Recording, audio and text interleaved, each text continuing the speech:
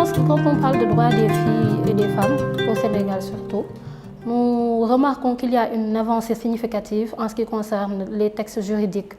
Mais par contre, par rapport à la pratique, nous sentons que les lois sont vraiment en avance par rapport à la population et la société.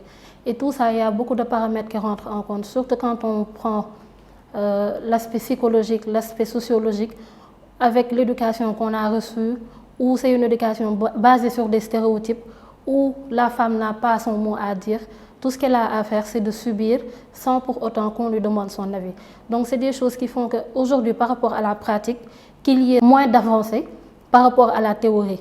Parce que nous avons remarqué qu'au niveau international, le Sénégal a ratifié et signé beaucoup de protocoles, mais il y a un problème qui se pose par rapport à l'harmonisation. Parce qu'on a remarqué que quand on signe et ratifie un protocole au niveau international, on est dans l'obligation de l'appliquer au niveau national.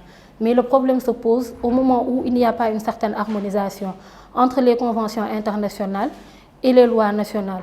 Avec l'article 14 du protocole de Maputo, où on parle de l'avortement médicalisé pour les cas de viol, d'inceste et quand la santé mentale de la mère et de l'enfant est en danger.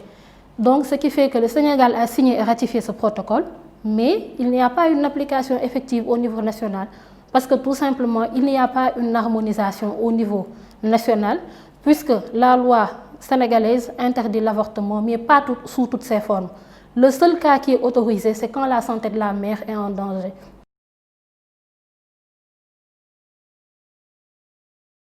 C'est vrai qu'il y a une certaine amélioration, toujours dans le cadre juridique. Mais quand même, au niveau de la société, il y a un réel problème qui se pose en fait. Parce que c'est un problème lié carrément aux cultures, aux traditions, surtout en ce qui concerne les mutilations génitales féminines. Déjà, il y a une loi qui existe depuis 1999, la loi 99-05, qui condamne les mutilations génitales féminines. Mais depuis le vote de cette loi-là, il n'y a eu que 8 cas de condamnation. Donc vous voyez le décalage qu'il y a entre le nombre d'années et le nombre de cas de condamnation qui ont existé depuis 1999. Alors que la loi, elle est bel et bien là. Le problème qui se pose, c'est que cette loi, elle est là, mais ils ont tendance à oublier que l'être humain est naturellement quelqu'un qui a horreur de subir une certaine répression. Parce qu'ils n'ont pas pris en compte la mobilité des populations. Et aujourd'hui, avec l'existence de cette loi-là, les populations ont tendance à migrer pour perpétrer cette pratique. Et ce n'est pas du tout facile de convaincre les populations par rapport à l'amendement. Même s'il y a un argumentaire religieux, un argumentaire sanitaire qui existe, mais c'est très difficile d'en parler. Si l'État ne nous aide pas par rapport à la jurisprudence, donc ce sera un problème par rapport à nous qui va nous freiner dans notre élan, par rapport à notre travail. Et que aussi, qu'ils mettent en avance le partenariat entre l'État et la société civile.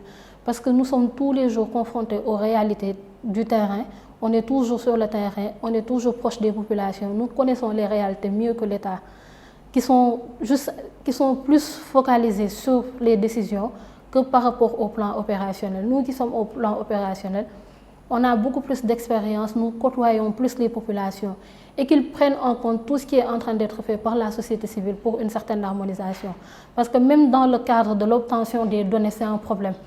Nous avons remarqué qu'il n'y a pas de données désagrégées et que chacun dans son coin mène des recherches avec des données qui n'est pas pris en compte par l'Agence nationale de la statistique et de la démographie.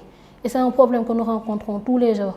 Donc s'ils mettaient en avant un mécanisme qui permettrait aujourd'hui à l'État et à la société civile de travailler ensemble, ça pourrait nous aider par rapport à beaucoup de choses et par rapport à beaucoup d'avancées dans notre travail. Pour la Commission africaine, c'est d'abord, surtout par rapport aux jeunes, qu'ils soient pris en compte au cœur du système. Parce qu'on ne peut pas se permettre aujourd'hui de parler des droits des filles et des femmes et des jeunes sans pour autant les mettre au cœur. Parce que personne n'est plus placé que pour parler de leurs droits, de ce qu'ils vivent. Donc peut-être c'est de mettre en avant ce système de parrainage dont on parle tous les jours.